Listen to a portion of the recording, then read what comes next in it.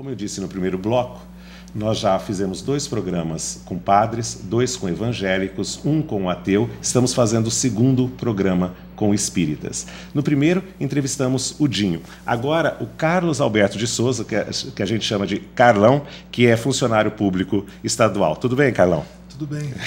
Ô, Carlão, o que é mediunidade? Mediunidade é uma faculdade que certas pessoas possuem de entrar em contato com aqueles espíritos que já não se encontram mais no nosso mundo material, no nosso mundo físico. O que são esses espíritos, na verdade? Vejam, todos nós somos espíritos, mas alguns de nós estamos aqui no mundo físico, reencarnados, como chamamos. Outros que já deixaram o corpo físico se encontram no mundo espiritual, como assim o chamamos. Esperando a próxima encarnação, né? Exatamente. Estão entre encarnações. Isso. E o médium é esse ser que tem a capacidade, a faculdade de entrar em contato com essas entidades, com esses espíritos que estão no mundo espiritual. Todos nós temos, em algum grau, essa capacidade, ou a gente que não tem essa capacidade de jeito nenhum? Sim, todos temos em algum grau. Alguns em grau mais elevado, aqueles que nós chamamos de médiuns ostensivos, o que nós vulgarmente chamamos de médiuns, que efetivamente possuem uma capacidade de exteriorização maior e uma capacidade de sintonia com espíritos desencarnados. Esses se manifestam via psicografia, via psicofonia. Nós outros, os seres mais comuns que não temos essa faculdade em estado ostensivo, eles apenas a possuem em determinados momentos. Então, a mediunidade ostensiva, ela só ajuda ou ela pode atrapalhar se alguém... Parece eu ouço coisa assim, não está com problemas porque não desenvolveu a mediunidade. É assim, na verdade, todos nós temos lá no mundo espiritual, antes de reencarnarmos, uma tarefa, um planejamento dessa reencarnação. E alguns de nós programamos, pedimos, solicitamos lá do outro lado, reencarnarmos aqui com a faculdade mediúnica, ou seja, com a possibilidade de resgatar débitos do passado através do trabalho com mediunidade, que é uma tarefa difícil. Então, imagina você, viemos aqui com a capacidade de exteriorização, temos a capacidade de perceber entidades desencarnadas. Se nós não utilizá-la para trabalho no bem, se nós não a exercitarmos, é possível que encontremos dificuldades. O médium é um ser especial? Médiuns chamados de profetas, chamados de pitonisas, em determinadas épocas, e que eram tratados como seres especiais, porque eles tinham contato com seres que a maioria das pessoas não tinham. Hoje nós já entendemos essa condição, que na verdade o médium é um espírito devedor, um espírito que muito errou em outras vidas e que escolhe essa tarefa para resgatar, para reparar os seus erros. Mas nós não somos todos espíritos devedores, senão não estaríamos em outros planos? Sim, agora... Mas eles são mais devedores? Não.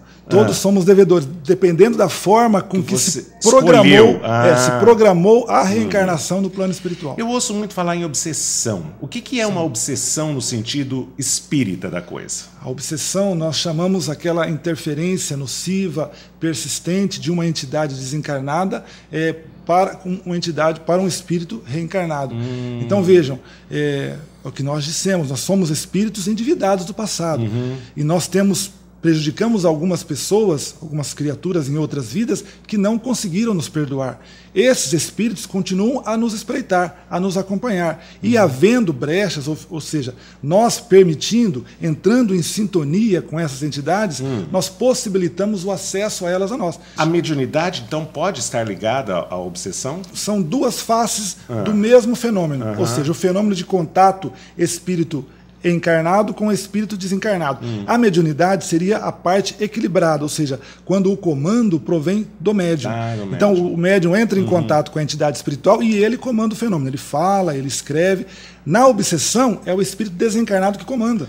Então o médium é como se fosse um joguete desse espírito desencarnado. Nunca acontece uma obsessão positiva, um espírito muito do bem ficar ali fazendo o médium fazer coisas boas e boas e boas, não? E aí nós não chamamos mais de obsessão. Aí chama do quê? É uma influenciação positiva, uma inspiração, uma intuição. Muda o nome. Isso é muito comum. Fale aí uns 3 ou 4 tipos de mediunidade. Nós podemos separá-las. Por exemplo, nós temos um espírito desencarnado, pode se fazer visível aos encarnados. Um desencarnado pode se fazer visível Por exemplo, o aos Chico encarnados. Xavier poderia estar aqui nos assistindo. E você enxergando o Chico Xavier, Isso. você seria que tipo de médium? É um médium, nós chamamos médiums de efeitos físicos. Então, esse médium, essa pessoa que tem essa caracterização especial, todos nós temos uma força vital, um fluido vital que nos faz viver. O médium de efeitos físicos, ele tem grande quantidade de energia vital. Então, ele doa essa energia vital, esse fluido vital, como nós chamamos, e os espíritos manipulam essas energias e se fazem visíveis, muitas vezes se fazem até tangíveis. Ah, tangíveis também? Tangíveis, podem ser até tocados. Muitas experiências foram feitas nesse sentido. Nós podemos pegar um exemplo até clássico de Jesus no Evangelho. Depois de desencarnado na cruz, apareceu para os seus discípulos e foi até tocado. Mas nada disso científico, né? Tudo isso religioso, porque nós temos aqui o Roel, que eu entrevistei recentemente, que é ateu, que é neurocientista, e ele, mais ou menos, ele diz assim, que quem acredita é religioso, quem acha é amador. Cientista conhece. Então, nessas experiências de que você está falando, não tem nenhuma que já saiu assim aprovada na revista Nature. Nós temos, na verdade, respeitamos muito as opiniões do colega, mas temos as nossas opiniões, as nossas convicções, inclusive científicas, porque houve um período, hoje muito menos, nem tanto menos, muitos pesquisadores fazem pesquisas nesse sentido. Mas nós podemos relatar, por exemplo, casos que houveram depois que Kardec desencarnou, que nós chamamos de fase científica da doutrina espírita, onde muitos cientistas foram chamados para desmistificar o que eles chamavam da farsa espírita. Inclusive, o William Crookes, famoso, Nobel de Química, Nobel de Física, ele fez por 3 anos. O que o Nobel de Física, Nobel de Química fez e constatou? É muito interessante. Vai. Ele pesquisou durante 3 anos vários médiuns. Nós destacamos uma para não alongar. A Florence Cook. Era uma médium de efeitos físicos que produzia a materialização de um espírito chamado Kate King.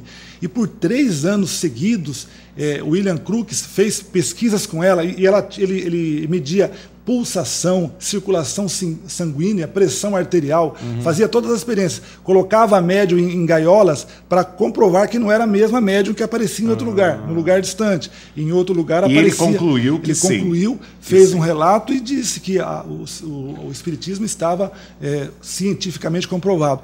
E outros vieram mais adiante também com pesquisas. É que a pesquisa científica, nós vamos ver que também é muito de convicção, de pesquisador. Não, mas então, a ciência é feita de verdades transitórias. O que era verdade ontem já pode não ser hoje. Você falou de um tipo de mediunidade, mas você vai falar de mais, né? Sim, a mediunidade de efeitos inteligentes, como nós chamamos, que, por exemplo, a psicofonia, ou seja, o médium de efeitos inteligentes, ele se desdobra, como nós dissemos, ele exterioriza-se do corpo e entra em contato com espíritos desencarnados.